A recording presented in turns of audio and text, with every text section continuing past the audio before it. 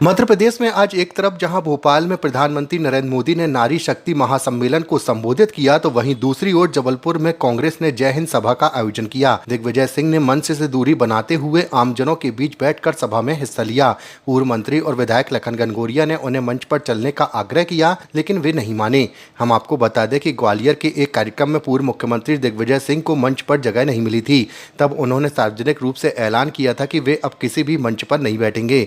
सभा को संबोधित करते हुए कांग्रेस प्रदेश अध्यक्ष जीतू पटवारी ने भाजपा और केंद्र सरकार पर जमकर हमला बोला। साथ ही कार्यक्रम के दौरान retired major general Shyam Srivastava ने मंत्री विजय शाह की आलोचना करते हुए कहा कि उनके द्वारा दिया गया बयान बहुत ही दुर्भाग्यपूर्ण है। उन्होंने कहा कि सरकार को इस मामले में अब तक कड़ी कार्रवाई करनी चाहिए थी।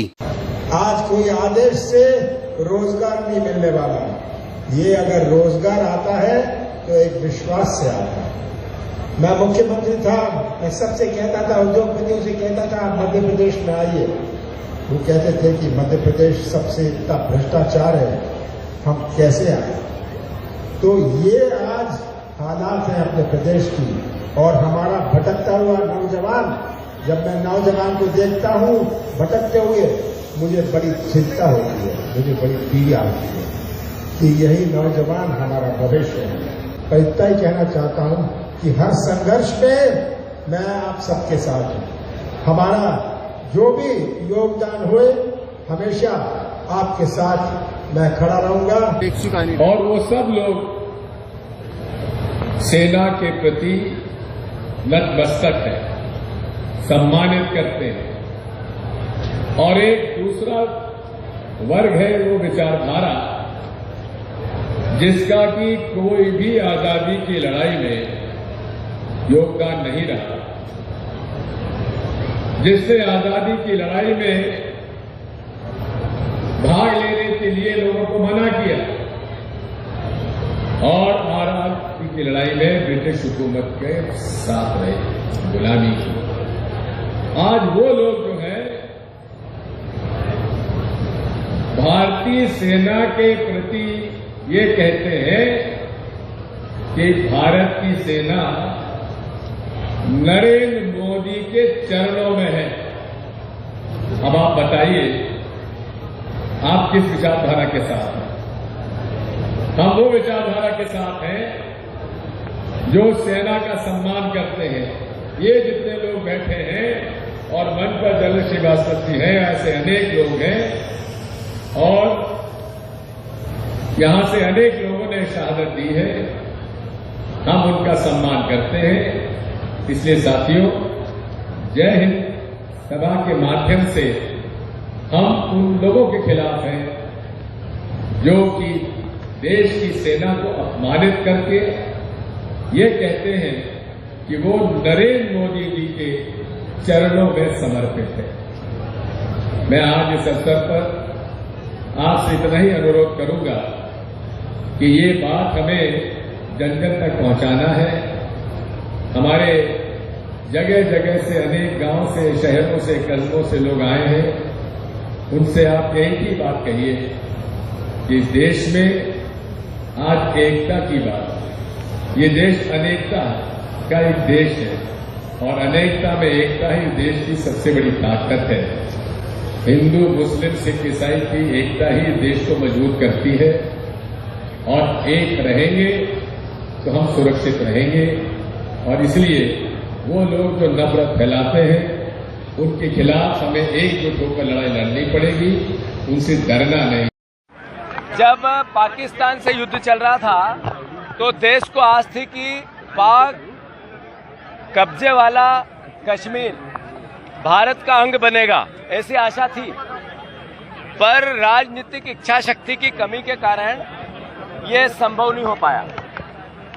अगर इंदिरा जी ने 14 दिन के युद्ध में पाकिस्तान को 2 कर दिया तो इतने साल बाद, 30 साल 40 साल बाद भारत की सैन्य और ताकत में कोई कमी नहीं थी, अद्भुत और अकल्पनीय थी।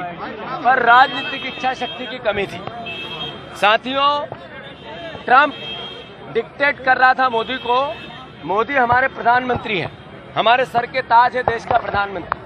पर जब वो अमेरिका से डिक्टेट होते हैं तो देश के सम्मान पे असर आता है। विदेश मंत्री कहते हैं कि हमने पहले ही बात कर ली थी कि हम कहाँ अटैक करेंगे। ये देश की सेना का अपमान हुआ है। मोदी जी आज आए हैं भोपाल में, सिंदूर कार्यक्रम, मां अहिल्या की 300वीं जयंती के उपलक्ष्य में उन्होंने आयोजन किया, पर 25 बहनों का रोज बलात्कार होता है मध्य प्रदेश में। इसका उत्तर भी गृह मंत्री जी से पूछना चाहिए। बालाघाट में 4 आदिवासी बेटियों को दरिंदगी के साथ रात भर रोनते रहे लोग, उसका उत्तर नहीं मिलता है। एक बहन की बच्चा दानी निकाल के बलात्कार कर दिया खंडवा में। ये क्या हालात है। मोदी जी उस 3000 का बहनों के सिंदूर का क्या हुआ जो आपने महीने मोदी गारंटी दी थी। आज मैं समझता हूं कि देश की सीमा, सेना और भारत माता के लिए एक एक देशवासी, एक एक कांग्रेस जन अपना सर कटाने को तैयार है, पर लोकतंत्र जिंदा रखना है, ये भी हमारा ही दायित्व है। इसके लिए हमें सवाल पूछने पड़ेंगे। बताओ मोदी जी, आपने विजय शाह को क्यों नहीं हटाया? बताओ मोदी जी, आपने देवड़ा जी को क्यों नहीं हटाया? या तो उनको हटाओ या उनका नागरिक अभिनंदन करो। दो बात ऐसे कैसे चल सकती? आप सेना का सम्मान भी करते हो और अपमान करने वालों को साथ भी बिठाते हो। इसका उत्तर प्रदेश और देश चाहता है। राहुल गांधी जी नायक है, नायक जातिगत जनगणना के। राहुल गांधी जी नायक है देश के संविधान के रक्षा के, बाबा साहब अम्बेडकर के सपने के। राहुल गांधी जी 3 तारीख को आ रहे हैं मध्य प्रदेश में, भोपाल में। मूल भावना है संगठन सृजन का कार्यक्रम, पर एक नायक की भूमिका में आ रहे हैं। जातिगत जनगणना का अगर कोई एक व्यक्ति था जिसने आवाज लगाई, वो सिर्फ राहुल गांधी थे। नरेंद्र मोदी जी को झुकना पड़ा। उनके मंत्री कहते थे करेगा जो जात पात की बात उसको मारेंगे हम लात, कटोगे बटोगे तो कटोगे। मोदी जी भी जात पात को लेकर अलग गलत सलत सब तरह के बयान दिए, अंत में राहुल गांधी की बात मानी। नायक है जातिगत जनगणना के, उनका मध्य प्रदेश की जनता पूरी ताकत से स्वागत, सत्कार, सम्मान, फूल और आंखों पे पलकों पे उनका स्वागत करेगी। धन्यवाद। बिल्कुल, संगठन सृजन का कार्यक्रम 3 तारीख से चालू हो रहा है। पंचायत कांग्रेस कमेटी के गठन के साथ नए अध्यक्ष, नए ब्लॉक अध्यक्ष, हर तरह की संगठन को ताकत देने की पूरी पार्टी एकजुटता से लगेगी। देश की सेना के सम्मान में कांग्रेस पार्टी के द्वारा ये सभा आयोजित की गई थी और मैं समझता हूँ कि देश की सेना के साथ पूरा देश खड़ा रहा, कांग्रेस पार्टी खड़ी रही और देश का सम्मान, सेना का सम्मान कांग्रेस तो करती है लेकिन भारतीय जनता पार्टी के नेता नहीं करते और मोदी जी उसके लिए चुप रहते हैं। मोदी जी अपने मन की बात करते हैं लेकिन सेना के सम्मान की बात नहीं करते। ना विजय शाह का कह रहा है, ना इनके उप मुख्यमंत्री का इस्तीफा। तो ये